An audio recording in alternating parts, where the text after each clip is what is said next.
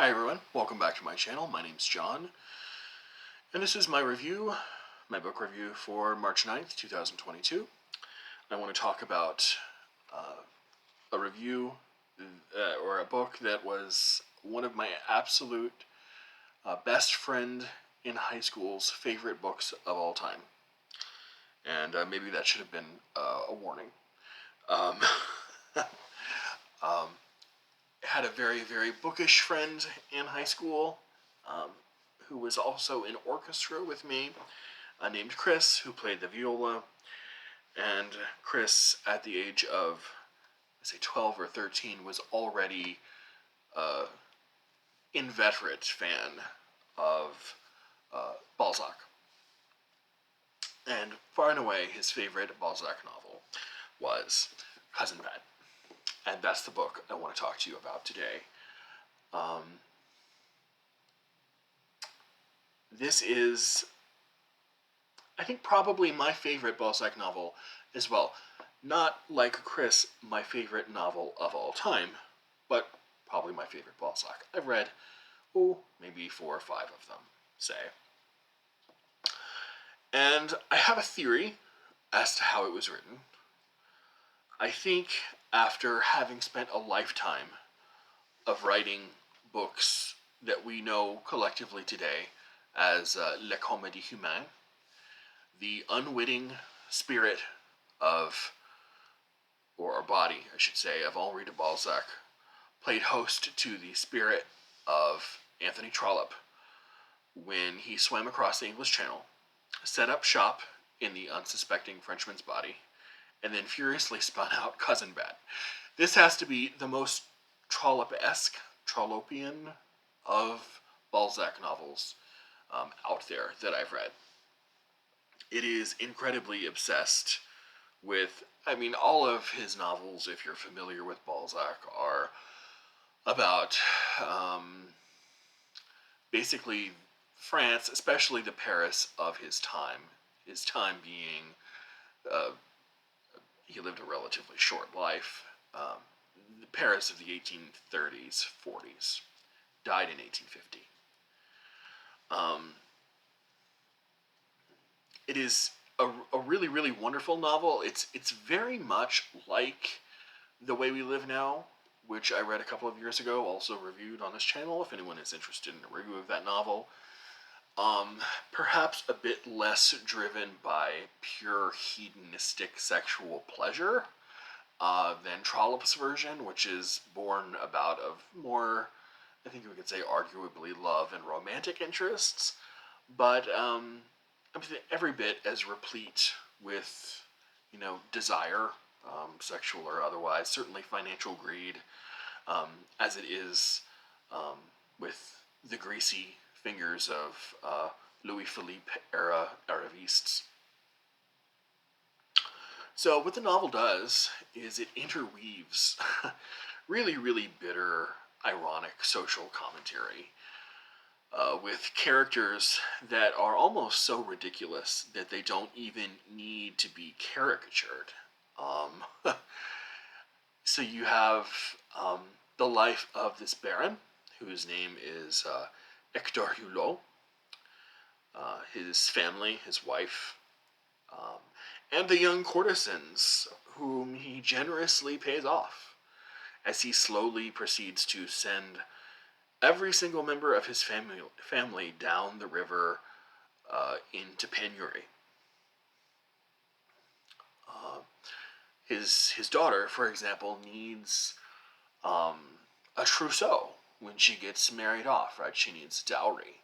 He has no money to give his daughter as a dowry because he has spent money trying to obtain and keep satisfied a small circle of women who he is trying to, shall we say, retain the romantic favors of.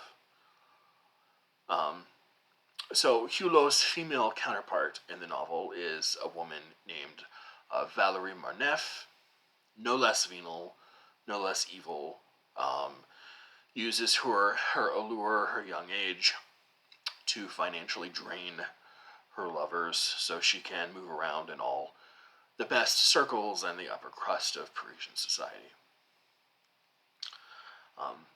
We have this guy named Crevel, who is a former perfume merchant and a member probably of what we might call the petit bourgeois, who offers Madame Hulot, the Baron's wife, a stipend for her favors. But she refuses his advances, and he will eventually approach Valerie Marneffe for the same reason, saying, this is a direct quote, "Be all mine, you won't regret it. To start with, I'll give you a share certificate with 8,000 francs a year, but as an annuity, I won't give you capital until you've been faithful to me for at least 5 years." I mean, how romantic is that? Valerie, Valerie is married. Of course, she's married. She's, the whole manhandling and man milking thing is just a side gig. She's married to a middling government official who wants desperately to work his way up in his department. Still, Valerie counts Crevel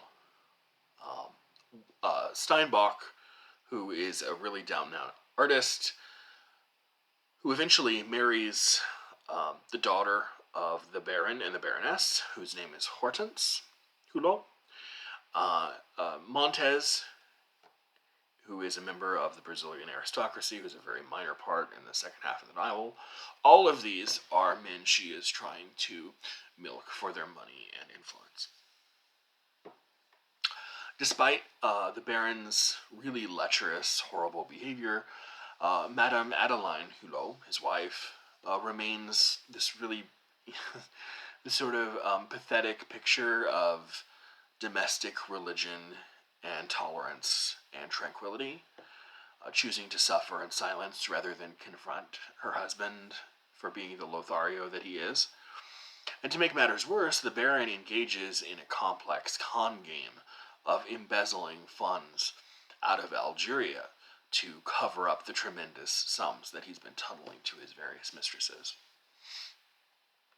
The deceptions, the oddly curious circumstances that always happen in Balzac novels, and the serendipities that sort of magnetically pull the characters into and out of everyone's orbit and circle of concerns would almost seem to be explained by the marionette strings that Balzac utilizes as a novelist.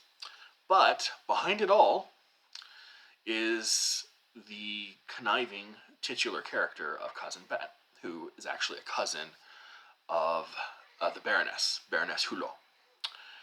And while she and Bette both spent their childhoods in very modest circumstances, Bette has always harbored deep resentment and jealousy toward Adeline for marrying a baron, and because of that, basically escaping dire poverty, while Bette herself has barely been able to make ends meet as a seamstress.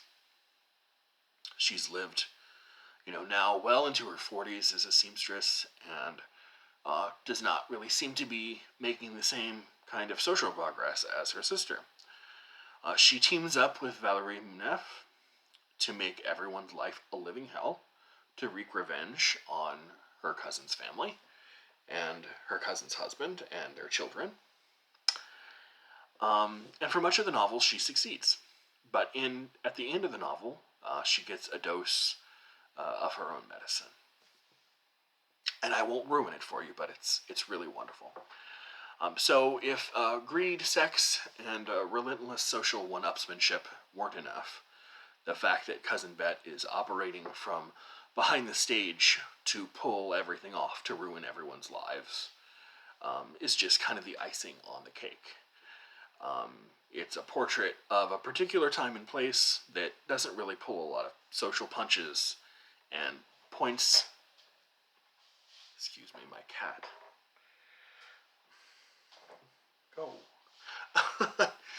Points the finger of J'accuse at nearly everyone of the time.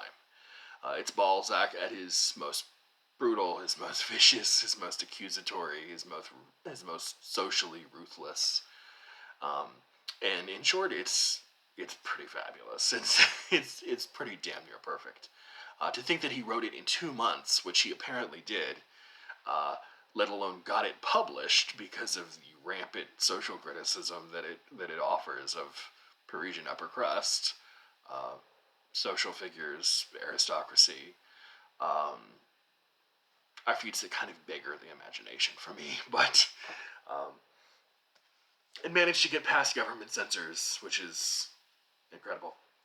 Um, if you like Balzac, or if you're just really in the mood for some great French realist um, novel reading, I mean, you can't go wrong with Cousin Bette.